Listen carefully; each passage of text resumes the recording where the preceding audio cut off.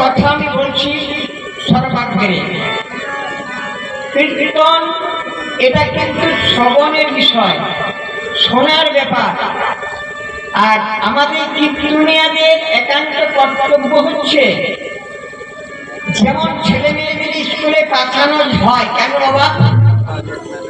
লেখাপড়া শিখে উচ্চশিক্ষিত করে বা শিক্ষিতা করে ইঞ্জিনিয়ার ব্যারিস্টার পাস করিয়ে চাকরি করার ধাঁধা সেটা রাখলে চলবে না।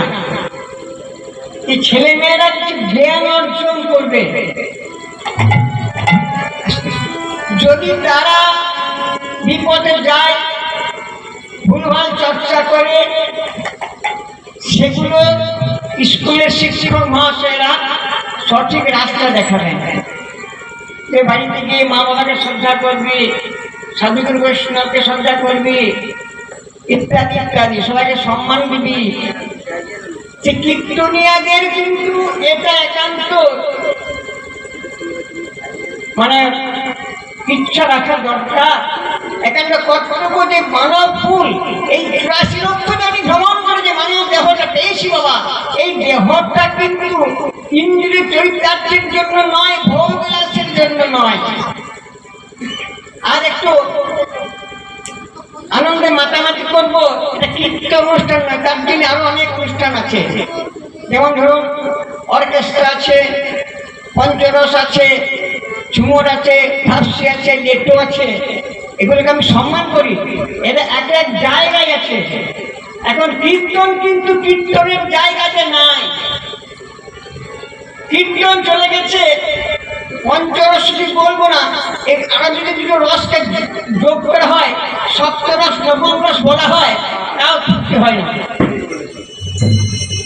আমি কিন্তু সেরকম কীর্তনীয় নয় বাবা। আমি আপনাদিকে এই ইয়াম্মাতে সিনথেসাইজারে ডিজে বাজানা বাজাবে আর নাচবেন সেটা নয়। আপনারা মিথ্যাবাদী বলবো, তাহলে আপনারা এসেছেন কি বলেছেন, কীর্তন শুনতে যাব, কীর্তন দেখতে যাবো বলেন নাই, আর কীর্তন নাচতে যাবো বলেন নাই। আর এটা হচ্ছে ঠাকুরকে আহ্বান করেছেন, ঠাকুর প্রতিষ্ঠা করেছেন, যার জন্য এত রোগ হচ্ছে, এত ব্যাধি হচ্ছে। এটা হবে, তার কারণ শুনুন, কিছু বলা দরকার। একটা বলি হরিচন্দ্রা, কলি যখন প্রথম ঢুকছিল, ভগবান কৃষ্ণ লীলা শেষ করে দাপর যুগে চলে গেলেন স্বধামে, খুব আসতে হয়। এইবার কলি যখন ঢুকছে, তখন ভগবান কৃষ্ণ বললেন কলিকে যে, কলি তুমি যাও তো, জয় গুরু। নারদকে বললেন যে, নারদ তুমি যাও তো, কলি ঢুকছে, কলি কেমন করে পৃথিবীটা চালাবে একবার দেখে এসো, খুব সাবধান দেখবেন। তখন নারদ মুনি কি দেখছেন, যে একটা যুবক ছেলে একটা বুড়ির গলায় দড়ি দিয়ে টেনে নিয়ে যাচ্ছে। এর প্রথম যখন কলি ঢুকে তখনকার কথা।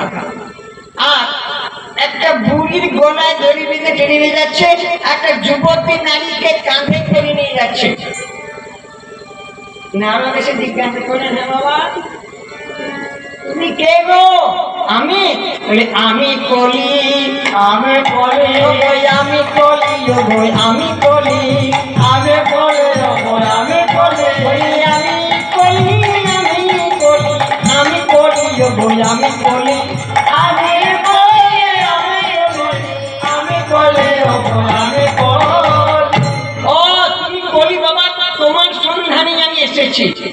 এখন আমি কলি পুরি, তারপর হব মহাকলি, তারপর হব ঘোর কলি।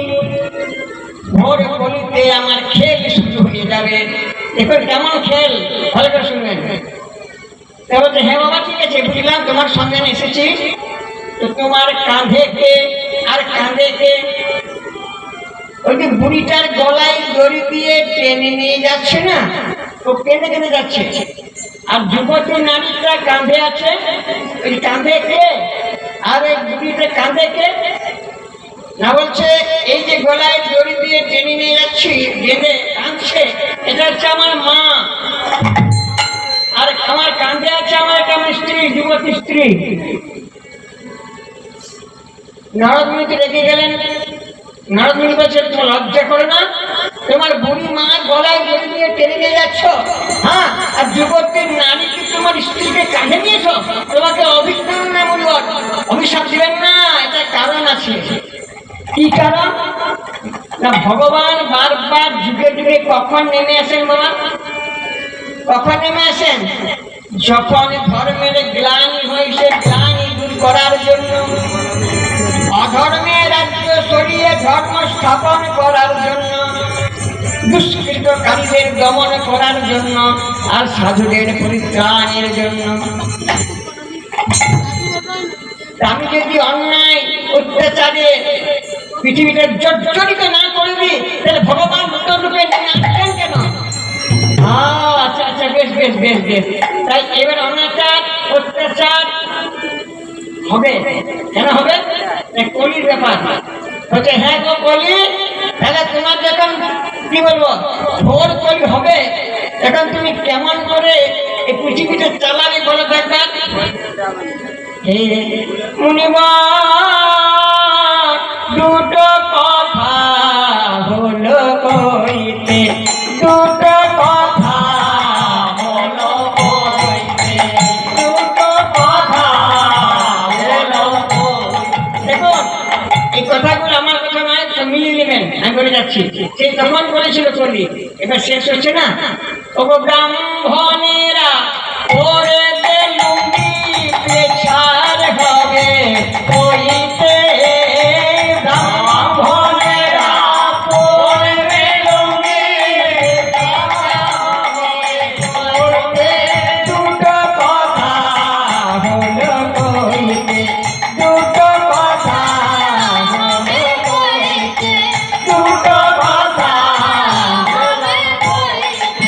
আমার দেখুন ওই বাবু দেরি বাবু আনা, এক টেবিলে খাবে খানা, বাবু দেরি বাবু আনা, এক টেবিলে খাবে। ও চোর কি সাধু যাবে নাচে না, চোর কি সাধু যাবে নাচে না, সে যাবে একে ঢঙ্গেতে, কথা হলো কইতে, দুটো কথা হলো কইতে, দুটো কথা হলো কইতে। আবার দেখুন মুরগি আদি পাঁঠার মাংস বাঁচবে না কোনো অংশ, মুরগি আদি পাঁঠার মাংস বাঁচবে না কোনো অংশ। সবাইকে আমি করব ধ্বংস, সবাইকে আমি করব ধ্বংস, আমার এই পেটেতে কথা হলো কইতে, দুটো কথা হলো কইতে, দুটো কথা হলো কইতে। এই ব্যাসটা শুরু হয়ে গেল। সবাই এবার ধ্বংসের ভোটে আমরা নেমে গেছি, আর উপায় নাই। কলির কথা ভোট কলি হয়ে গেছে, শুরু হয়ে গেল। আর বলছে 12 বছরের নারী হবে গর্ভবতী, পতি হয়েও তজিবে অনেক যুবতী। মানে স্বামী থাকতে স্বামী ঘরে রেখে ঘর থেকে, ছেলে মেয়ে রেখে ঘর থেকে বেরিয়ে যাবে। খবরে কাগজে দেখছেন, খবরও শুনছেন, হচ্ছে কিনা দেখুন সব আছে। আর বলছে পুত্র হয়ে পিতা মাতায় অন্ন নাহি দিবে, গঙ্গা জল তুলসী লয়ের ঘি মিথ্যা সাক্ষী দেবে। আর এখন কীর্তন শুনছেন না, কীর্তন যত শুনছেন বেশিরভাগ ক্ষেত্রে না সব মিথ্যা। কেবল একটা হিন্দি সোনালী গান বইয়ের গান করো, একটা পয়সা উল্টে নেবে পয়সাটা, হ্যাঁ যাই বলে। কিন্তু আপনারা সাবধান থাকবেন, আমি আপনাকে সাবধান করে দিচ্ছি। এটা কিন্তু বলি শেষ হচ্ছে। এবার দেখবেন যদি একটু সাবধান না হন, যদি কীর্তন শোনার মতো না শোনেন, এবার দেখবেন আমার কোথায় দেখে রাখবেন, আমি থাকি না থাকি এইবার প্রতি গ্রামে গ্রামে কীর্তন অনুষ্ঠানে ঝগড়া ঝামেলা মারামারি, হ্যাঁ পুলিশ দারোগা ইত্যাদি হবে। এর কলি করা হবে, তার জন্য একটু সাবধান হবে, সতর্ক হন। যাই হোক, এই কলিযুগে একমাত্র নাম হচ্ছে শ্রেষ্ঠ। গৌর হরি আমার দেখলেন কলিযুগকে যদি উদ্ধার করতে হয়, তাহলে একমাত্র এরা ধ্যান করতে পারবে না, এরা সেবা করতে পারবে না, এরা যাগ যজ্ঞ করতে পারবে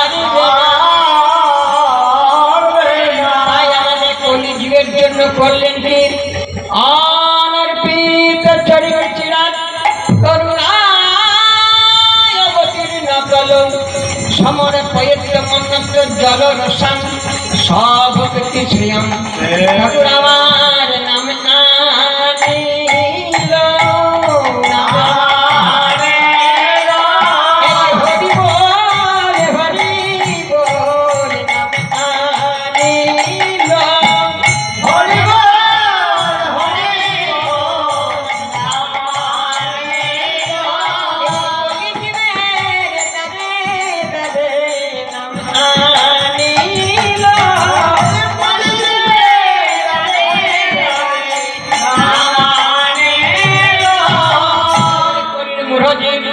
যেই নাম সেই কৃষ্ণ ভজন নিষ্ঠা করি নামের ভিতরে আছে আপনি শ্রী হরি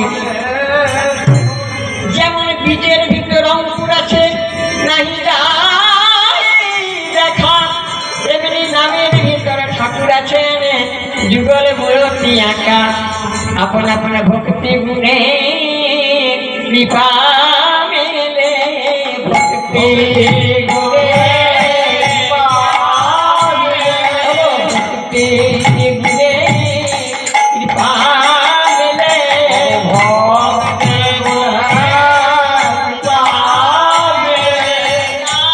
হয়েছে সেই তো জানে ভক্তির গুণে